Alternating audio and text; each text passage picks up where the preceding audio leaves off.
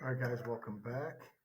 We are now looking at the second section. So what I'm really just going over now is the only new section in Chapter 2.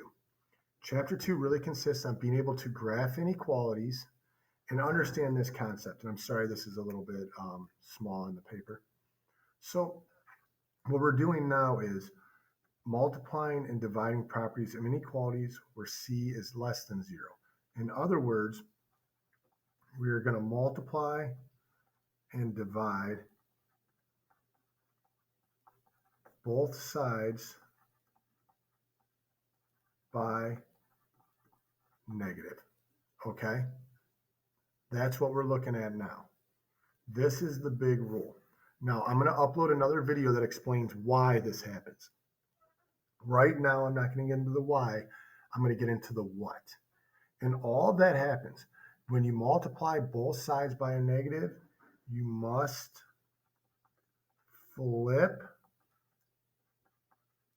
the sign. Okay?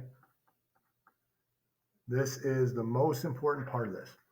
When you multiply or divide both sides by a negative, you must flip the sign. And notice I said both sides. This is not during distribution. This is during solving, okay? So the both sides part's important. People are going to make mistakes on that. But let's just look at some easy problems to practice the concept, and then we'll get into some harder problems in some later sections. So now, we're going to solve 2 is less than y divided by negative 3. Our rule states we can multiply or divide both sides by the same number. But when you have to multiply both sides by a negative, sorry, the camera keeps getting a little out of focus. When you have to multiply or divide both sides by a negative, you must flip the sign. So I multiplied both sides by a negative. I would flip it right now so that way you remember. So a less than sign now becomes a greater than sign. And now I'm going to do my math. Negative 6 is greater than y. Okay? And now I just have to graph it.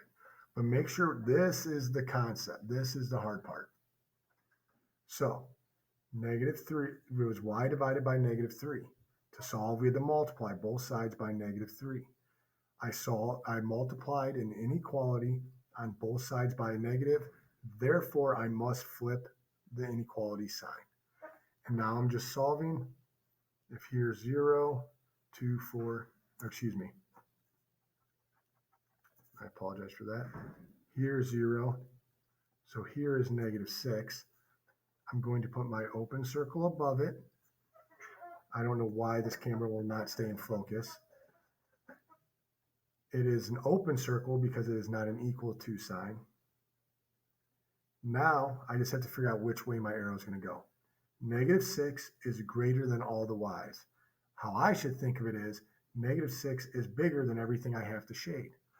If negative 6 is bigger than everything I have to shade, then I'm shading over here because these are all the numbers that are smaller than negative 6.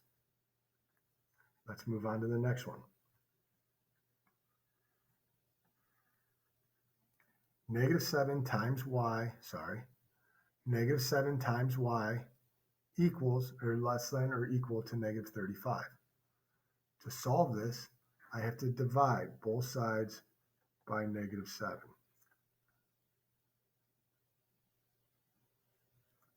Now, I'm noticed that I divided both sides by a negative.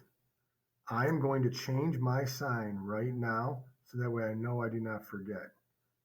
So my less than sign, I'm going to make this a little bit more pronounced because I don't want anyone to be confused. This was a less than or equal to sign. It is now going to become a greater than or equal to sign. Whenever you multiply or divide both sides by the negative, you have to flip the sign. Now I'm just going to go in and do my math. Y is greater than or equal to 5. 0, 1, 2, 3, 4, 5. I'm going to go and put my circle above 5. Since it's equal to, I'm going to shade it in. And I'm shading in everything greater than or equal to 5. It goes to the right. Please, please, please remember, when you're working on your monitoring progress underneath, the only thing to remember is when you multiply or divide both sides by a negative, you flip the sign. Okay? Write it out a bunch of times. Say it to yourself 100 times. Listen to me say it. When you multiply or divide both sides by a negative, you must flip the inequality sign. And that's all there is to this section other than what you've already learned. So that will conclude example 2. Good luck on your monitoring progress.